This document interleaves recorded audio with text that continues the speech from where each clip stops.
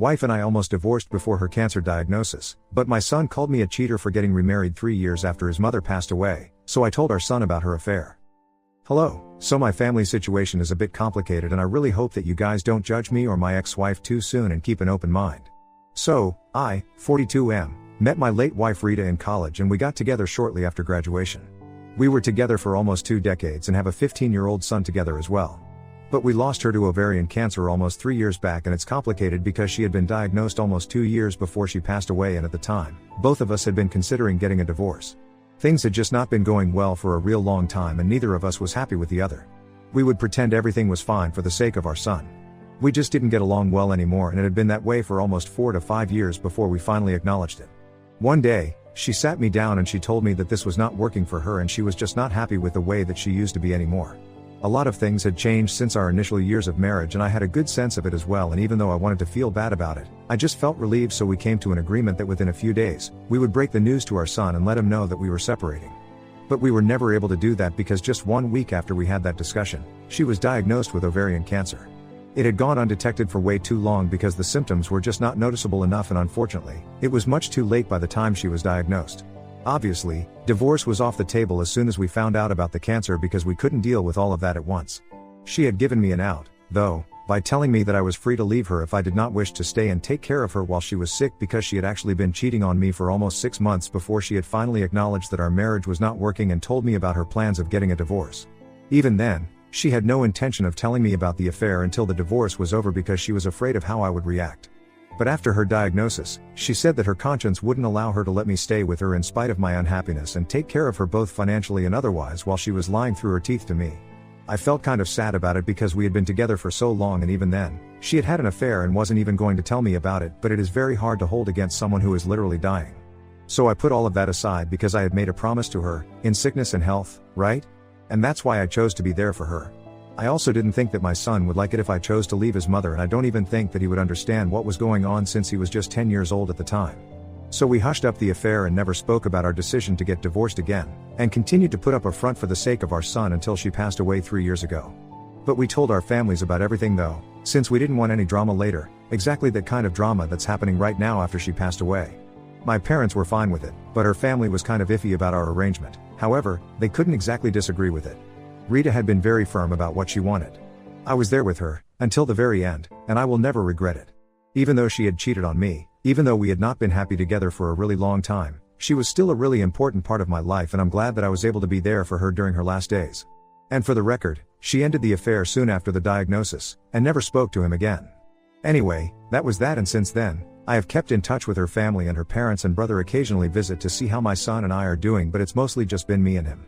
I know that he misses his mother terribly, and sometimes, so do I, but I have made an attempt to move on with my life.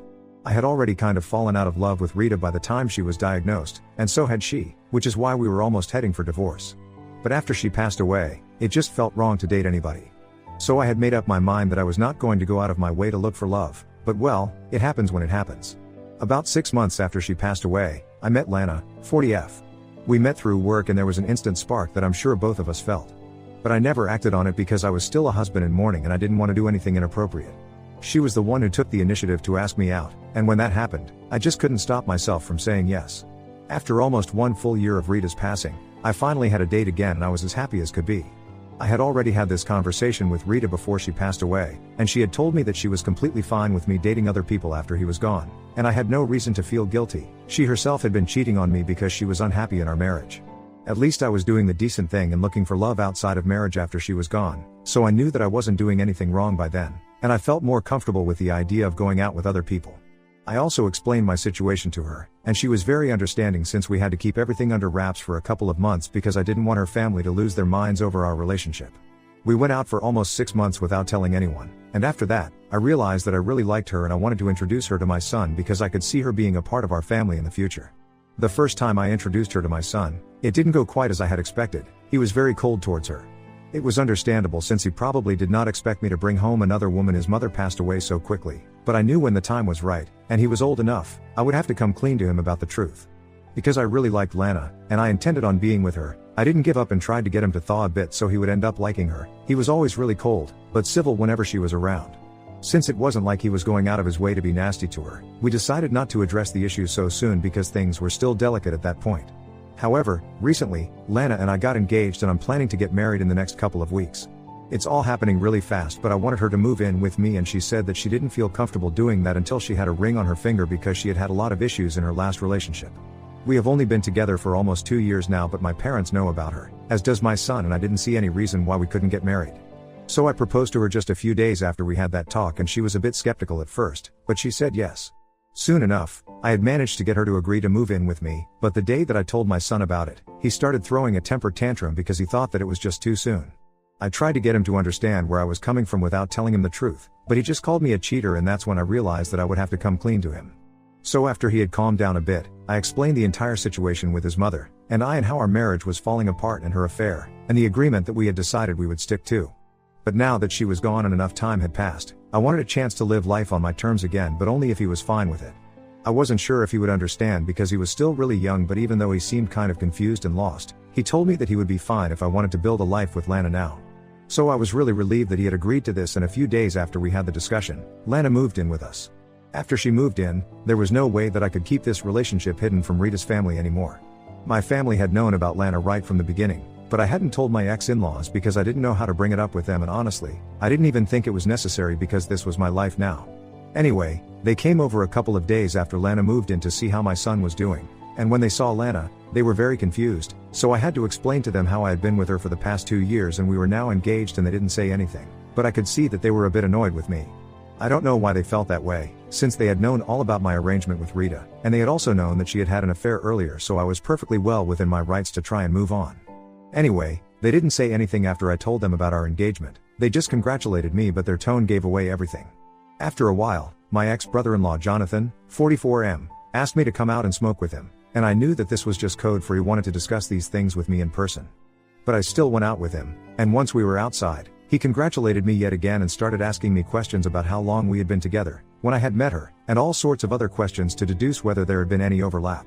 I was getting pretty annoyed because I didn't think it was appropriate for him to interrogate me like this, but I still put up with it.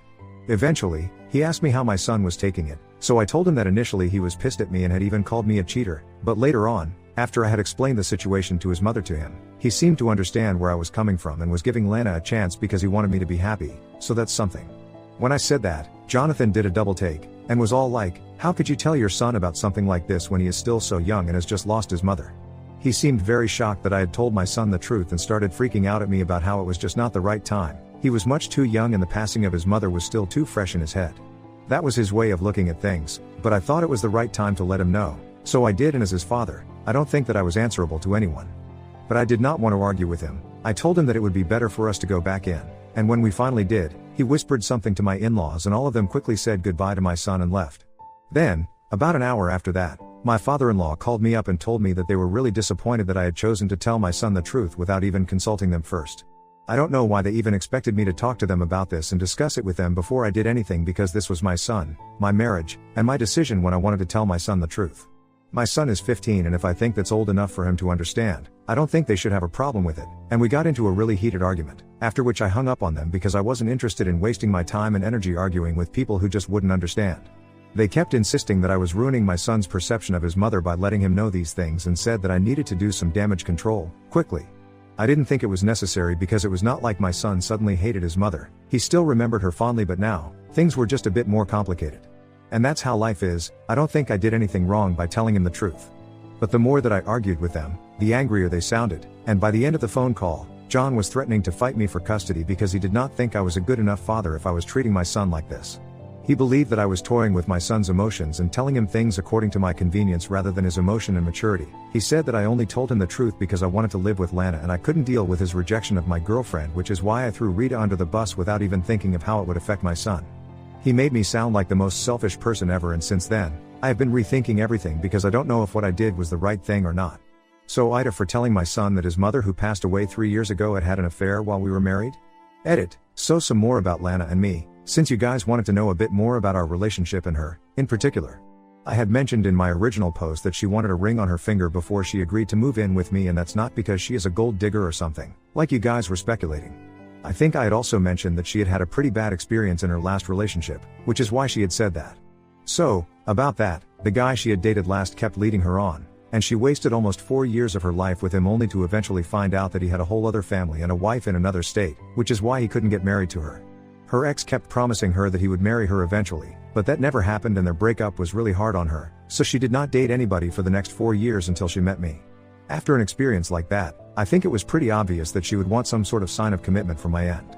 She probably didn't want to get led on like the last time, and I won't judge her for that.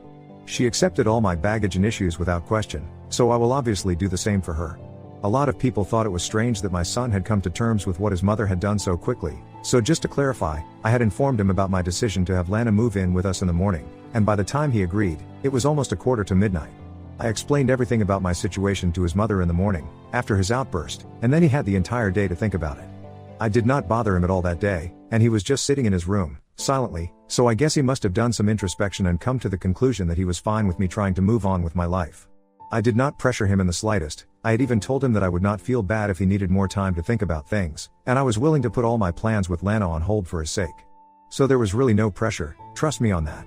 I would never do anything to jeopardize my relationship with my son, and he's just a generally mature kid for his age as well, so I guess that's why he was able to come to that conclusion on the same day. And I'm pretty sure that he wanted me to be happy, so that's why he was willing to give Lana and our relationship a chance. Update 1. Hello. So 5 days have passed since I made my original post, and after I blocked my in-laws, they did not try to contact me. I guess they are getting up to something behind my back, but I couldn't care less about it. I'm just focused on what my son feels right now. After everything that Jonathan and my in-laws had accused me of, I was feeling really weird about everything. Even some people in this sub had left pretty nasty comments, and there were a lot of supportive comments as well, but I couldn't shake off the feeling that I was probably being selfish. I spoke to Lana about it, and she assured me that she did not think that there was anything selfish about what I was doing. I deserved a chance to be truly happy, and if it meant being with her, then I shouldn't let that go. That made me feel slightly better, but she told me that if I really wanted to take my mind off of these things and get a solid answer, I needed to talk to my son about it and ask him what he felt. I thought that was great advice, so a couple of days ago, I finally sat him down and tried to talk to him. Because after I had spoken to him about my situation with his mother, we tried to completely brush that thing under the rug and pretended like it never happened, because both of us found it very awkward and heartbreaking to talk about now, since Rita was gone. And I guess neither of us wanted to ruin the way we thought of her and wanted to look back upon the time that we had shared fondly, which is why we were acting like it wasn't a big deal, but the truth is, it was. It was a massive deal, and that's why we were so nervous to talk about it, but I know that we had to discuss it, and so, we did. At first, it was really very superficial, and we tried to convince each other that we were just fine, but eventually, he just broke down. He told me that after that big reveal, he had started looking at things really differently, and mostly, he just felt bad that both of us had to sacrifice so much of our happiness to make sure that he didn't feel bad, and he felt responsible for everything. I'm glad I spoke to him, because otherwise, I never would have found out that he was feeling this way, so I comforted him to the best of my abilities, and I told him that the only thing that made both his mother and me extremely happy was him, nothing else. It was the one thing that we could agree on, and he had always been the glue that had held our family together, and I couldn't be more thankful to him for it. I tried to explain to him that even though we are grown-ups, we also do make mistakes sometimes, and we are not perfect, and we try to be, but it's complicated and difficult. And he seemed to understand. He told me that for what it's worth, both of us had always made him feel safe and happy, and he was glad that he was our son. We promised each other that we would never have any secrets again, because they just led to more complications, and now that he was old enough, and I could tell that he was mature enough to deal with things, I didn't have any reason to hide things from him anyway. But even then, we wanted to work on our relationship, and he's just a young boy, so he's been through a lot so far, and I don't want it to take a toll on him. So we came to the conclusion that it would be better for us to go to therapy, both individually and together, so we could fix our relationship for the future. I think it'll do us both a world of good, and when I spoke to Lana about it, she was in agreement as well. After the two of us were done talking, we had a family meeting, and I told him about how his grandparents, Rita's parents, had reacted to the news of me telling them that he knew everything. I had said that I would not keep any secrets from him, so this was me trying to have an open and honest relationship with my son, and when I told him about it, he said that his grandparents were being ridiculous, and so were his uncle, because he did not think that I had done anything wrong. He agreed that he might not be an adult, but he was old enough to know these things and try to understand his family, so it was completely fine with him. Of course, what I had said had indeed affected his perception of his mother, but it had not ruined it like they believe it has. He told me that if they visit again and try to turn him against me, he's not going to stand it, and I was really glad to hear that, because it just means that in spite of everything, I'm still the person that my son loves and trusts the most, and I intend on living up to his expectations forever. So now that all of this is out in the open, my in-laws and Jonathan can bring it on, and I'm not scared anymore, because I have Lana and I have my son's support. That's really all that I need to deal with them, to be honest. The last time that we met, I let them get away with the way they spoke to me and threatened me because I was not sure of myself, but now, that's not the case anymore. So, yeah, let them bring it on. Update 2. So, after almost 2 weeks of having absolutely no contact, my ex-in-laws and Jonathan showed up this morning along with their lawyer. And with them, they brought along the paperwork for me to terminate my parental rights.